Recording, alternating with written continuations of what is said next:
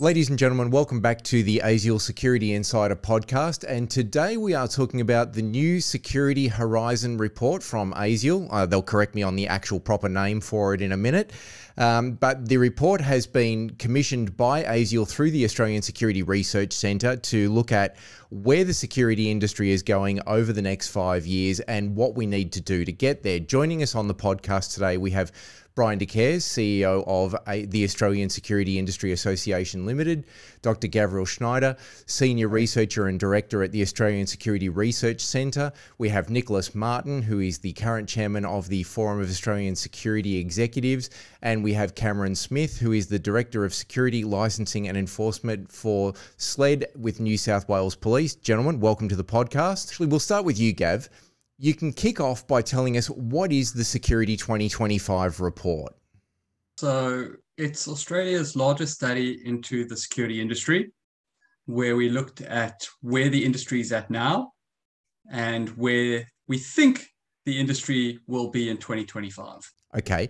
And Brian, can I ask you why ASIAL commissioned the report? Well, given the size of the industry and the role it plays, what we wanted to try and establish was a roadmap for the future growth and development of the industry to build the industry's capability and capacity. So to actually put down on paper a roadmap that providers can follow. Okay. And so, Gav, if I throw it back to you for a second, how was the research for the report conducted, and what formed the basis for the findings of the report? So over a period of about 6 months, we did a triangulated research approach. So we sent out surveys, and those surveys went out to both users of security services and providers of security services. We then set up and ran about 8 focus groups, which were broad in scope. That included people like Cameron from regulators. It included law enforcement agency representatives, government representatives, small businesses, large businesses, and medium businesses. And we also looked at an interview segment with different providers. We then did about 18 individual interviews, with people like Nick and many other role players throughout the industry.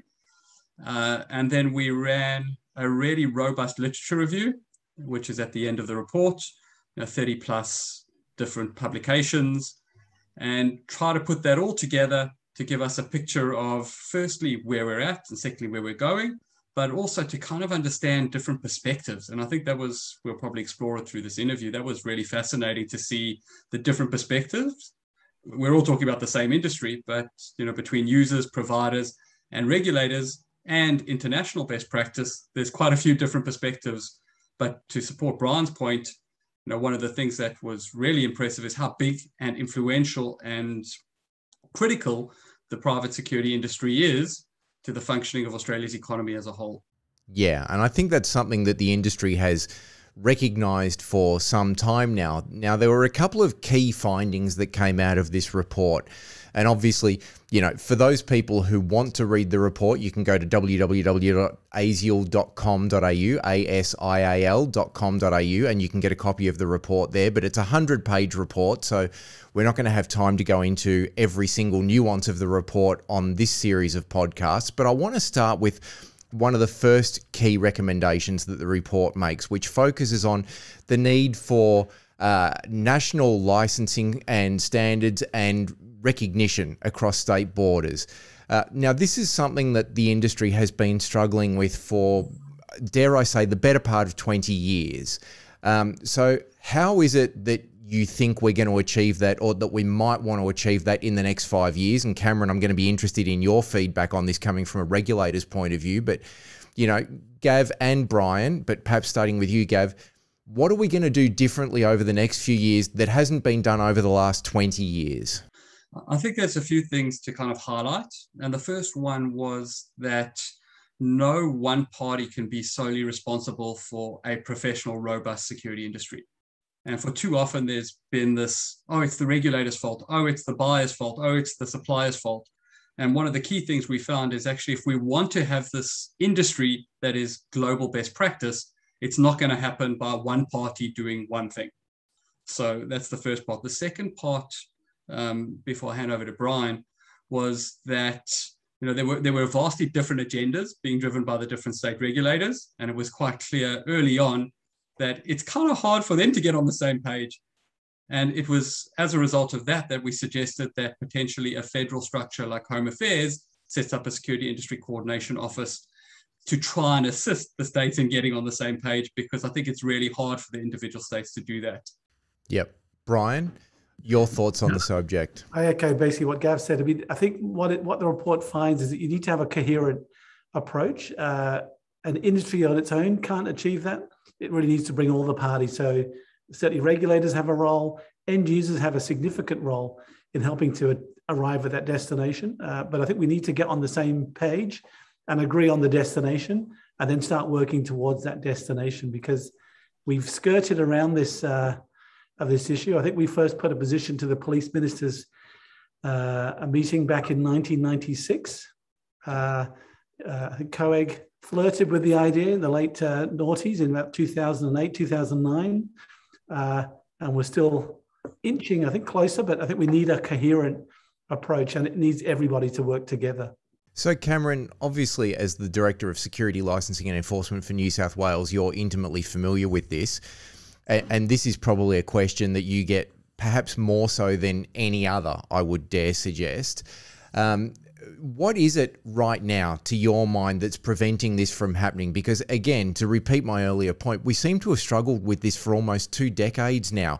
Is it achievable? And what do you feel needs to be done to move to the next stage? To be honest, I'm pretty pessimistic about the chances of it being achieved. I think the way in which all states have reacted to the COVID pandemic has shown how difficult it is for state and territories to align with their philosophies and also their approaches to dealing with issues. Trying to get the states and territories to agree and stick to a national plan for COVID has, as we all know, reading the media, been very difficult.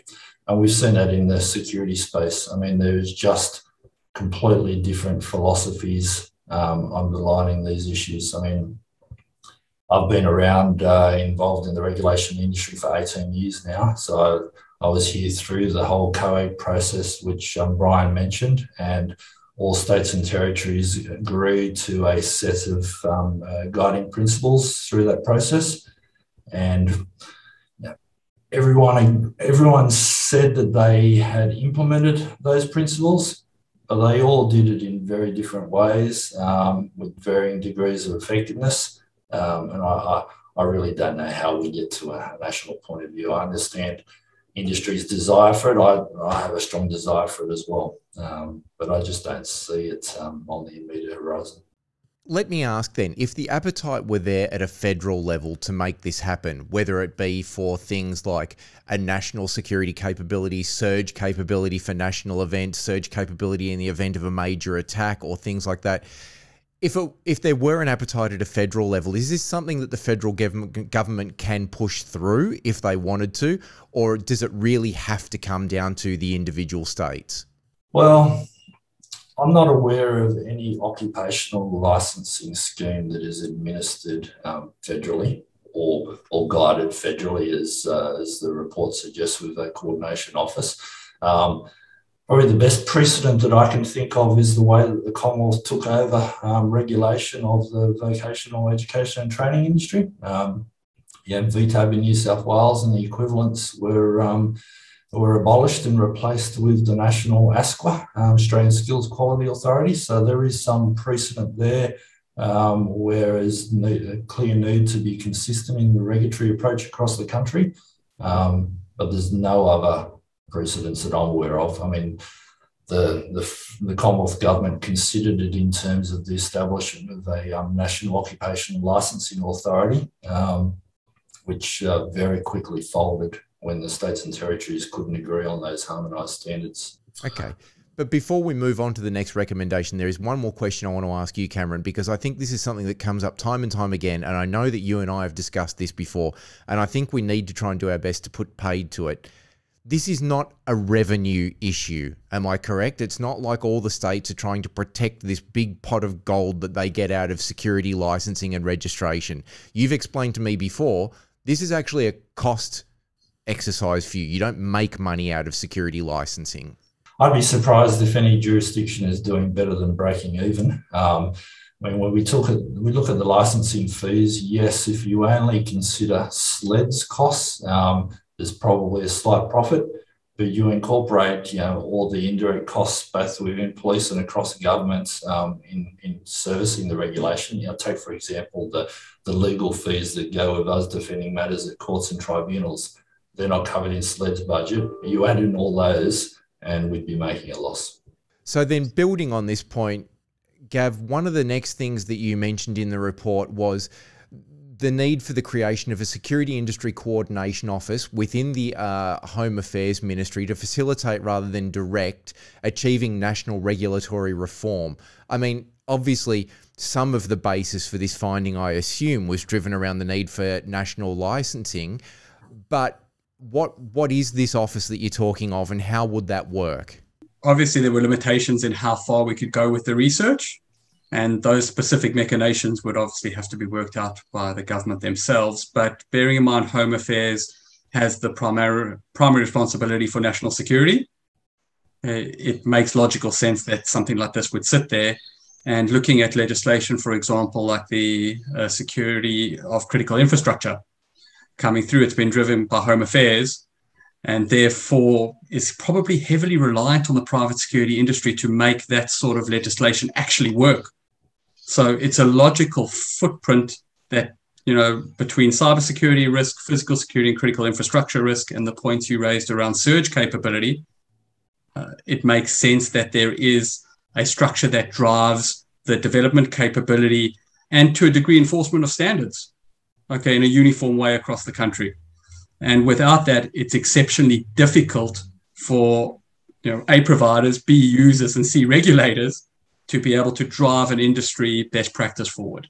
So, Nicholas, can I throw it over to you for a second? Because the organisation that you represent is security managers across some of the largest organisations in Australia, which means they have a national footprint. So they act in all states and territories.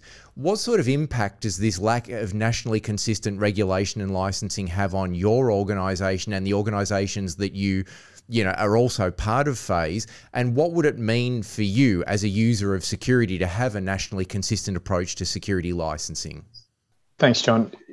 As you mentioned, I represent about 50 chief security officers from a broad range of companies, sitting across most of the known sectors. From a licensing point of view, it varies for different members. So if you think about a large retail chain or a large shopping centre operator or a large food distribution company, I won't name names, but you probably can figure that out for yourself. For them, they've got a large amount of security guards operating within their environment, and this would be a challenge to manage the different requirements across their site. For other companies, it's not a problem at all. They've got very small footprints, very low utilisation of guarding services, so it's not a big deal. But then when you actually accumulate it up, then it starts to become more challenging when you're starting to look at awards that are associated with them. There might be the systems that you're putting in at your sites, which are connecting nationally. Then you have Gav talking about the Security of Critical Infrastructure Act, and that's where I'd take this to and focus on, because a lot of the directives in that, they're looking for uniform application of risk across the sites. They're not discerning between what capability you have in New South Wales and Queensland. They're just saying you need to understand the security risks that are associated with your business, and you need to have mechanisms, processes, and then resources to mitigate those risks. So that's the challenge when you have different mechanisms, different ways of operating across different states, but you're being regulated and driven from a central point, a la Critical Infrastructure Centre or the federal government through some of its, security of critical infrastructure regulations. So that's the challenge for us. Not so much just the individual licensing of a guard at a site. So, Brian, as the peak body for the Australian security industry, there are going to be people sitting there looking at ASIAL saying, well, clearly you're magic. Why haven't you made this happen yet?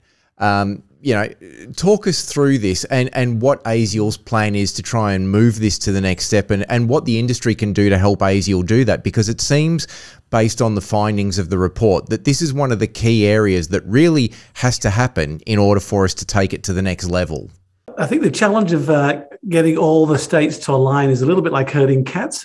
We get them all pretty close, but then one of them runs off somewhere else. So I think it is achievable. We've achieved it with the getting national training competency standards. So that took a bit of doing, but it got there in the end. So I think that the approach that we are looking to take going forward is to try and draft up a national model security act, which would be hopefully applicable to all states and territories, like they've done in work health and safety and other areas.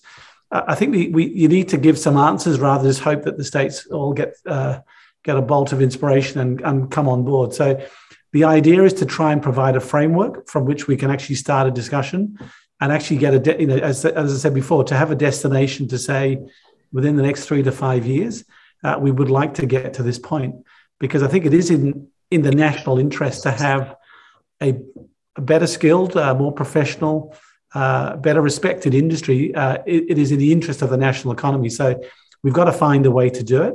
And certainly we can lead as much as we can, but we need others to come on board and actually start advocating for.